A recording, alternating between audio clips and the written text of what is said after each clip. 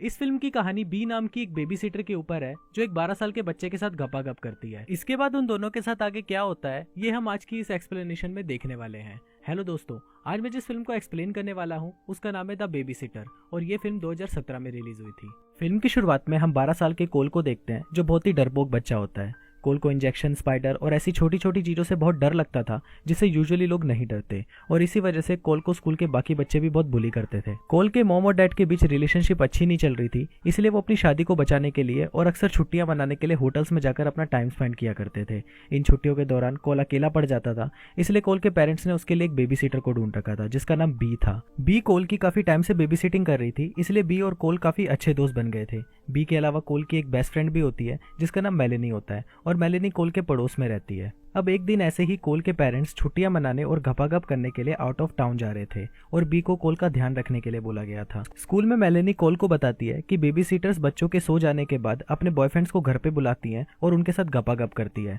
इस पर कोल मेलेनी को बोलता है कि आज वो पूरी रात जाग कर देखेगा कि उसके सोने के बाद घर पर कौन कौन आता है।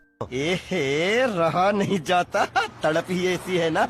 घर आकर कोल देखता है कि उसके पेरेंट्स जाने के लिए रेडी हो रहे हैं और थोड़ी देर बाद बी भी वहां पर आ जाती है। कोल के पेरेंट्स के घर से जाने के बाद कोल बी के साथ बहुत खेलता है और वो दोनों काफी इंजॉय करते हैं। अब ऐसे करते हुए रात हो जाती है और रात को बी कोल को पीने के लिए दारू के शॉट्स देती है, पर कोल उन शॉट्स को चुपके से फेंक देता है और बी के सामने ऐसा दिखाता है कि उसने वो पी लिए हैं। इसके बाद कोल अपने बेडरूम में आता है और बी के सामने सोने का नाटक करता है। फिर बी वहां से चली जाती है और कोल उठकर मेलेनी को वीडियो कॉल करता है। कोल मेलेनी को बताता है कि आज वो देखने वाला है कि मेरे सोने के बाद घर में कौन आता है। थोड़ी देर बाद घर की घंटी बजती है और कोल चुपके से बाहर देखने के लिए जाता है। बाहर आके कोल देखता है कि बी ने कुछ लोगों को घर पे बुलाया है और वो वहां पर ट्रूथ और डेयर गेम खेल रहे हैं। इन लोगों का नाम होता है मैक्स, जॉन, एलिसन, सोनिया और सैमुअल। फिर वो लोग गेम शुरू करते हैं और बी को वहां बैठे सभी लोगों को किस करने का डेयर दिया जाता है।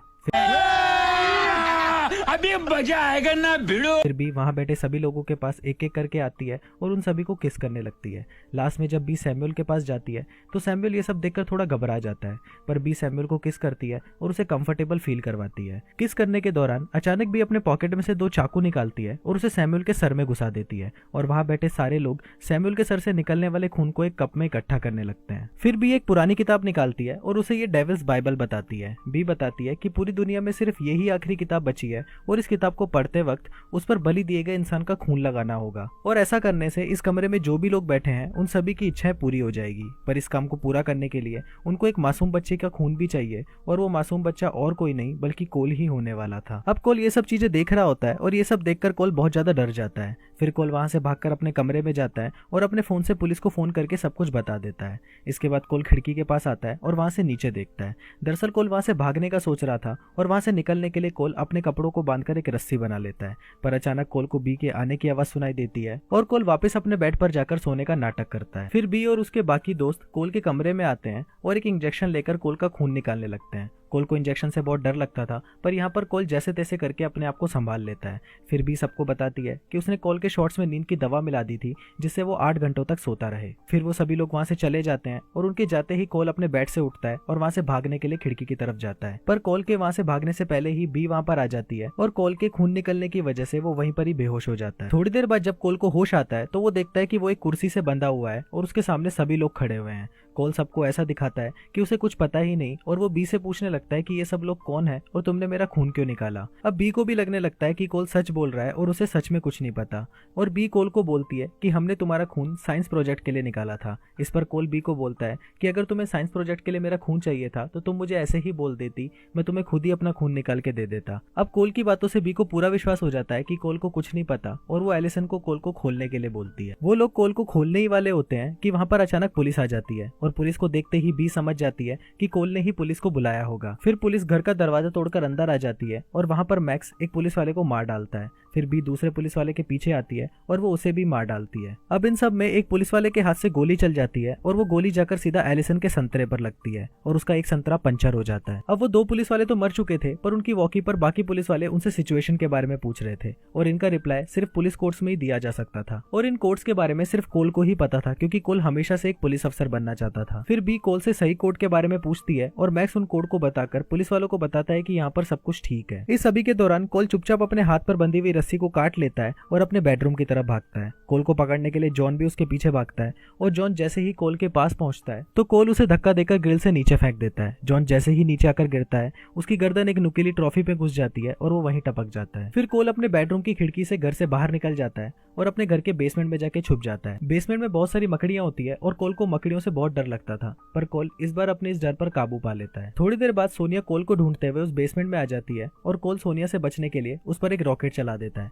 सोनिया उस रॉकेट से बच जाती है और कोल के पीछे उसे मारने के लिए जाती है। कोल जल्दी से भागकर अपने बेसमेंट से बाहर निकलता है और उसके गेट को बंद करके सोनिया को वहीं लॉक कर देता है। फिर कोल एक बग स्प्रे लेकर उससे सोनिया को मारता है और उस स्प्रे और आग के रिएक्शन से उस बेसमेंट में धमाका होता है और सोनिया पूरी तरह जल जाती है। अब इस धमाके की आवाज सुनकर मैक्स कोल के पीछे जाता है और उसे मारने की कोशिश करता है। कोल भागकर एक ट्री हाउस पर चढ़ जाता है और मैक्स कोल को मारने के लिए उसके पीछे ट्री हाउस पर आ जाता है। फिर वो दोनों ट्री हाउस में लड़ाई कर रहे होते हैं और अचानक दोनों का पैर फिसलता है और मैक्स के गले में एक रस्सी बन जाती है और उसे वहीं फांसी लग जाती है। कोल उठकर वहां से भागने की कोशिश करता है पर तभी वहां पर बी आ जाती है और एक शॉटगन लेकर कोल पर गोलियां चलाना शुरू कर देती है। कोल भागकर अपने पड़ोसी मेलेनी के घर चला जाता है और वो मेलेनी को पुलिस को फोन करने के लिए बोलता है। मेलेनी कोल की बहादुरी देखकर उससे बहुत इंप्रेस हो जाती है और उसे किस भी करती है। फिर कोल मेलेनी को बचाने के लिए उसके घर से निकलकर वापस अपने घर आ जाता है। कोल अपने घर पर आकर देखता है कि उसका घर पूरी तरह साफ सुथरा हो चुका है और वहां पर एलिसन बेहोश पड़ी हुई है।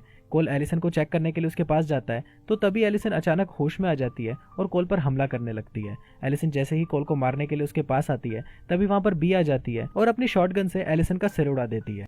फिर बी कोल को मारने के लिए उसके पास आती है और तभी कोल बी की बुक को उठाता है और उस बुक को जलाने की धमकी देता है। ये देखकर बी डर जाती है क्योंकि उसके पास सिर्फ ये एक ही बुक थी, इसलिए बी कोल को नहीं मारने का प्रॉमिस करती है। बी कोल को बताती है कि उसने इस बुक का कई बार इस्तेमाल किया है और इस बुक से उसकी कई इच्छाएं पूरी भी हुई है। बी कोल को यह भी बताती है कि वो पहला बच्चा नहीं है जिसने उसे फंसाया है, बल्कि बी इससे पहले बहुत सारे बच्चों का इस्तेमाल कर चुकी है। फिर बी कोल को बोलती है कि अगर तुम पुलिस को बुलाकर ये बताओ कि ये सभी लोग तुम्हें मारने के लिए आए थे और इनसे बचाने में मैंने तुम्हारी हेल्प की है तो मैं ये शहर छोड़कर यहाँ से चली जाऊंगी। पर कोल बी को बोलता है कि अगर तुम यहाँ से दूसरे शहर चली गई तो वहां जाकर तुम दूसरे बच्चों का इस्तेमाल करोगी, और ये बोलकर कोल उस बुक को जला देता है। फिर बी उस बुक पर लगी आग को बुझाने की कोशिश करती है और तभी कोल मेलेनी की डैड की कार को लेकर आता है और उसे अपने घर में ठोक देता है और बी उस कार के नीचे दब जाती है। थोड़ी देर बाद पुलिस वहां पर आ जाती है और तभी कोल के पेरेंट्स भी वहां पर आ जाते हैं। अब सब कुछ ठीक हो चुका था। मेलेनी और कोल एक दूसरे के करीब आ गए थे। कोल ने अपने सभी डरों पर काबू पा लिया था और कोल ने यह भी प्रूफ कर दिया था कि उसे अकेले रहने के लिए किसी भी बेबी सिटर की जरूरत नहीं है। और कुछ इसी तरीके से ये फिल्म यहीं खत्म हो जाती है।